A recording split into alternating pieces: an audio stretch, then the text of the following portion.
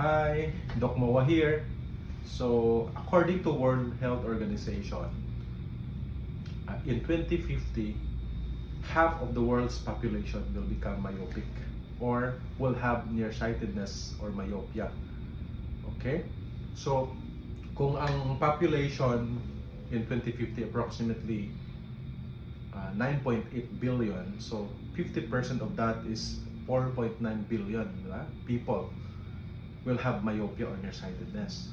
And out of that 4.9 billion people na may nearsighted, approximately 10% will become high myopic or high nearsighted. Pag sinabing high nearsighted, yung grado niya is minus 500 and above. So, and sobrang taas, di ba? So, aside from sobrang blur ang nakikita ng mga pasyente na yon, no, ng 10%, no? 10% of 4.9 billion is 490 million people will have high myopia. So grabe, that's alarming. So aside from kasi, that's alarming because aside from sobrang labo ang nakikita nila when looking at far, 500 ba naman ang grado pataas, almost wala na makita at far, it will quadruple, triple or quadruple the risk of developing eye diseases pa. Nung na pwedeng ikabulag, right? Myopic maculopathy, magkakaroon ng problema sa retina, glaucoma, or even cataract, and among others. So, that's why we need to have a myopia control strategies. Okay? So, kung iisipin natin, mukhang totoo naman talaga yung projection ng World Health Organization na yan, no? Kasi based on scientific ang ginagawa nila na data, at pagkuha ng data, mapapansin din natin, no?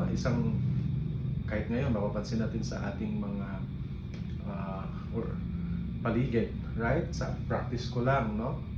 Kumbaga, sobrang dami ng mga bata pa lang, sobrang taas na ng grado. And bukod kasi sa ang main causes kasi bukod sa genetics, maraming causes ng pag-develop ng myopia. Pero ang main talaga is genes or genetics na papasa from parents to mga anak. Pangalawa is environmental or which is over near work. And very rampant na ngayon ang over near work, di ba? Kasi halos lahat ngayon nasa computer or cellphone na ang mga ginagawa or work. And isang evidence pa niyan nung pandemic, no? After pandemic, sobrang daming bata na nagkaroon ng grado or sobrang tumaas yung grado kasi hindi lumalabas ng bahay, nasa gadgets o computer na lang. Over near work yun, how many hours a day? Baka whole day pa, no?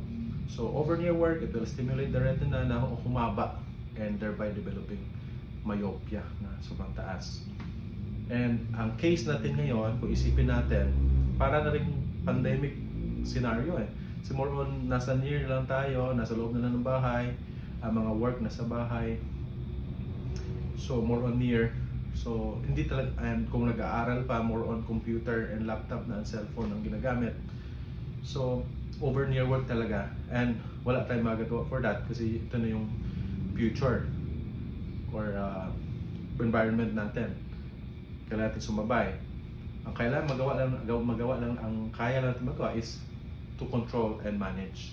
That's why in our clinic, in MOA Optical Clinic, we have myopia control strategies or management. So we have marami-rami sila pero dalawa ang inadapt natin, which is sa spectacle we have MyoSmart, and sa contact lenses naman we have orthokeratology. So both of them offers up to 60% myopia control. Meaning, for example, ang supposed to be tataas ng grado ng bata is up to 1,000 kunwari for his lifetime. Kung 60% ang makakat mo dyan, makukontrol, 400 na lang. No? So, sobrang laki ng difference kung mamamanage mo lang at maiwasan mo po yung eye diseases bukod sa sobrang paglabo ng mata. Right? So, both of them offer up to 60%. Then si MyoSmart, yun lang, pag mga bata pa, or 8 years old below, yun yung ino-offer namin kasi spectacle yun or eyeglasses. So ortho-K naman, ino-offer namin pag 8 years old and above, yung marunong nang take care ng contact lenses, o naiintindihan na ang mga instruction. Okay? Then in a different video, I'll discuss the details about orthokeratology. But now, I'm gonna share to you MyoSmart or using spectacle lenses for young children to control myopia. So, tamang-tama kasi, in a while, I'll be dispensing to you, or to a patient, I mean, a MyoSmart spectacle to a 3-year-old female patient, no? Na may grado na minus 600 yung left eye, 675, and 415 naman yung right. So, atas sa contest, ha? So, can you imagine, 3 years old pa lang, sobrang taas na ng grado, no? This is one of the example na myopia, progressive myopia. No? 3 years old pa lang, meron ng 450 and 675 na grado. Can you imagine pag naging 18 years old to or naging adult, kung gaano nakataas ang maging grado pag hindi natin ma-manage earlier or as early as now? That's why nung pumunta ang parents sa clinic, so immediately he agreed to have myopia control strategy. And dahil sa bata pa 3 years old, we opt to use MyoSmart or spectacle lenses din. Tingnan daw natin after 8 years old niya or above kung ortho-K na siya. Kasi ang difference sila, pareho silang, both of them controls up to 60% ng myopia progression. Pero ang difference is that sa MyoSmart, magdugsuot pa rin ng glasses yung bata. Okay? Nakokontrol, lumilinaw yung mata while wearing glasses at nakokontrol yung myopia up to 60%. Pero sa orthokeratology, bukod sa lilinaw yung mata ng bata at makokontrol yung up to 60% ng grado, mawawala pa yung grado. Up to 600 ang kaya niya wala yung grado.